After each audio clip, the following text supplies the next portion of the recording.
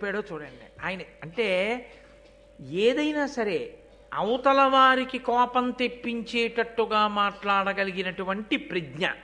వాక్కు ఎంత దూరం వెడుతుందో, వాక్కు ఎంత శక్తివంతమైందో చెప్తున్నారు. ప్రహ్లదుడైన అతను కాదనకిట్టిపాటి అపకారము తక్షకుడేక విప్ర సంబోధన చేసే నృపపుంగవ, నీవు అనేక భూసురాపాదిత సర్పయాగమున భస్మము చేయుము. తక్షకాదికా కోదర సంహతిన్ హుతమహోగ్ర సమగ్ర శిఖాచయంబులన్.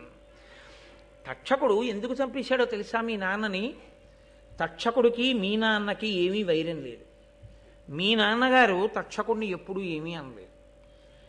ఎవరో ఒక బ్రాహ్మణుడు మారు పలకలేదన్న కోపంతో మీ తండ్రి ఆయన మెడలో ఒక మృత సర్పాన్ని వేశాడు. తండ్రి మెడలో మృత సర్పాన్ని వేశాడన్న మాటకి కోపం వచ్చి ఆ ముని యొక్క కుమారుడు నేటికి 7వ రోజు లోపల నువ్వు తక్షకుడి వలన మరణిస్తా అన్నాడు. అంటే ఇప్పుడు తక్షకుడికి 2 మార్గాలు ఉన్నాయి.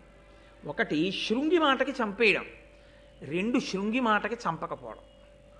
ఎందుకు చంపకుండా ఉండొచ్చు? మీ నాన్న ఎంత గొప్పవాడో ఇందాక చెప్పే కదా, ఇక్కడ చెప్పలేదు, ముందే చెప్పాడు పద్యంలో. అర్జునుడితో సమానుడు, లోకమునంతటినీ కూడా అంత గొప్పగా పరిపాలించినవాడు, నిరంతరము పరమభక్తితో యజ్ఞయాగాది క్రతువులు చేసినవాడు, దానధర్మములు చేసినవాడు. అటువంటి వాణ్ణి ఒక బ్రాహ్మణుడు తక్షకుడు చంపుతాడని అన్నాడని వెళ్ళి చంపేశాడు తప్ప, ఆ బ్రాహ్మణుడి దగ్గరికి వెళ్ళి మధ్యలో నేనా దొరికాను నీకు, నే చంపుతానని శాపవాక్కెందుకు విడిచిపెట్టావు?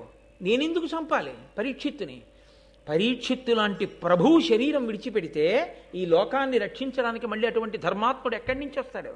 ఎందుకంత తీవ్రమైన వాక్కు విడిచిపెట్టావు? నేను నీ మాట వినను, నేను కరవను.